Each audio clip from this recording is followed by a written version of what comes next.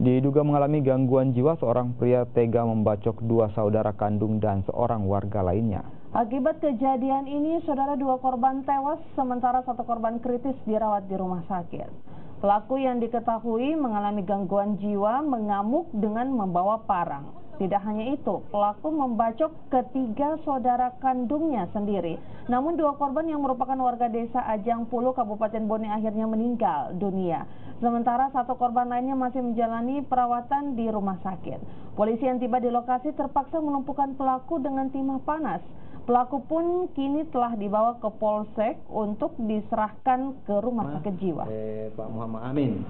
Nah, di situ langsung dia dicegat, terus diparangi.